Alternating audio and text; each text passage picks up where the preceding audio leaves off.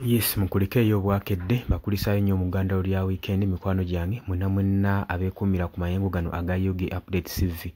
Yonna gy'osinziira nkulamusizaako nnyo mukulike eyo mbakulisayo nnyo mu weekend. General Muhoozi Kainerugaba Chief of Defence Force nga era wookimanyi nti nga webeera weekend post zaatera okukola ku mukutu gwo gwa Twitter zitera okwewuniikiriza ensi. Kati ku luno yalumbaganye eggwanga lya Congo tetumanyi oba President Felix Tshisekedi kino kinaamulekawa olw'ensonga nti nno eno statement gye yakoze alinga yatandisewo olutalo wakati wa Democratic Republic of Congo saako n'eggwanga erya Uganda. Kino kiba kitegeeza ki?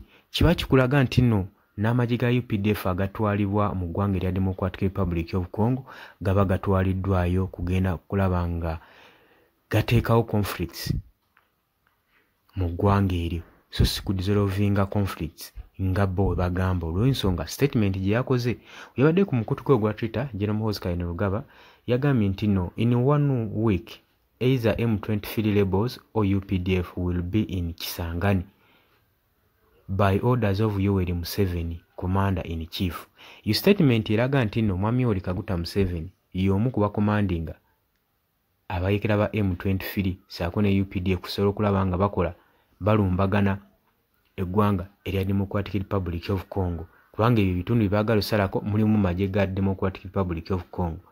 Agambye ati nti mu wiiki emu oba bo aba UPDF oba aba M23 rebels balina okuba nga basalako Kisangani nga bagoberera ebiragiro bya Mwami Yoweri Kaguta Museveni nga Commander in Chief of UPDF. Statement eyo ekulaga nti nno Kagame yekasi yabaaki nga bayekera ba M23 wabula ne Mwami Yoweri Kaguta Museveni ng'ayita mu kibinja kya UPDF be bamu ku bafandinga abayekera bano. Era kino kyandyeraliikiriza Felix Tshisekedi yandibanga akyalwanyisa Kagame naye nga takimanyi nti ne muneiba we nfanfe Museveni naye alina okubanga amuteekako eriisa ejjogi okusinziira ku mutabani we statement gye yakoze egenda mu maaso n'okukangatiisa amagye ga Democratic Republic of Congo. Jjukira abayekera ba M23 basazeewo okudda emabega obutalumbagana Kisangani territory. Jjukira ke Mineral Rich Site akasigaddeyo mu bitundu eyo mu Northern Kivu. Kakati banaaba kalumbaganye kitegeeza nti nno statement ya Muhoozi eraga nti nno owatali wadde kwesisigaza oba baagala oba teyagala oba Congo eyagala oba teyagala balina okusalako Kisangani ne bagyeddiza bwe baba nga abayekera ba M23 bo baaganye bo bagenda kubanga bakyekolerako. Oli ku Yogi Update TV kosinza obanga otuuliza gwagala otweyongako kirira wansi waliwo ekigambo subscribe kikooneko ojja kubanga otwegatako ddala bulungi. Mbaagala nnyo era nga mbagaliza olunaku olulungi. Yes, oli ku Yogi Update TV kosinzira okubanga otuuliza gwe omukwano gwange yenna ali eyo. Gwe nagambye agala otweyongako agala okweyunga ku channel eno kirira wansi waliwo ekigambo subscribe kikooneko okoonene mukadde temwerabirako na mukadde kubanga akadde ako mukwano gwange gakuyambako nnyo okuleetera notification message bwe waba nga waliwo information yonna gye tutaddeko. Ate buli wo subscribing obeera otufollowinze kitegeeza buli kimu kye tunaateekako ojja kubanga okifuna gwe omukwano gwange. Leka okipingwe ng'oli updated ku buli kimu ekigenda mu maaso mu ggwanga gwali eyampuliriza. Abali mu Qatar, Oman, Dubai, Saudi Arabia, abali Dubai, abali mu US, abali mu UK, abali Canada, abali mu South Africa, namwe abali mu Ndwane Kenya, Nalekani Menyani, namwe abali mu Asia matumiddeko nnyo mwe bali kwekuumira ku Yogi Update TV mwe mbeezezzaawo amayengo gano aga Yogi Update TV. Mikwano gyange sola beebaza kinnoomu wabula nsazeewo nkozese lino eddoboozi ery'ewamu nsobole okubeebaza mwebale kuyimirizaawo channel eno. Mwebale mwabajja naddala mwabajja mu comment section ne mukomentinga ne muteekako endowooza yammwe ne mutangaaza bannayuganda ku ki ekiteekeddwa ekituufu okukolebwa gwe okusinziira ku ndowooza yo. So munamuna abatajjangako mu comment section mbakubiriza okujja mu comment section muteekeko ebirowoozo byammwe mutangaaze eggwanga ku biki byaba bagenze mu bukyamu ne bikolebwa mu bukyamu eri bannayuganda.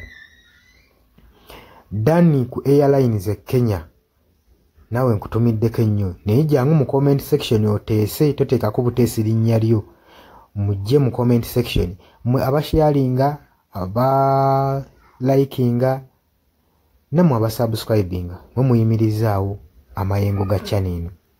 Enamba y'essimu gye mbateeredde awo eya nooti 726 nooti emu 679. Eyo enamba ya WhatsApp eri mu kimyufu. Ye namba gy'ogenda oyita kuba gy'osobola okuyitako gwe mukwano gwange ayagala okulanga wamu naffe. Ng'alina bizinensi yo ng'ogyagala tugikulangire nga wandyetaazo gikulangira. Eyo namba gy'oba oyitako ku WhatsApp osobole okuba nga naye bizinensi yo gikuba abantu tugikulangire gwe mukwano gwange ali eyo ampuliriza. Ne ngenda mu maaso n'okulabula abantu ku biki ebigenda mu maaso mu ggwanga naddala ng'akalulu kano aka 2026 katuukuse kengedde. Kati buli muntu alina kubeera vigilant, olina kubeera bulindaala oleme kutunda mwoyo gwe mukwano gwange. Waliwo abatunda emyoyo gyabwe olw'M1,1500 sukaali.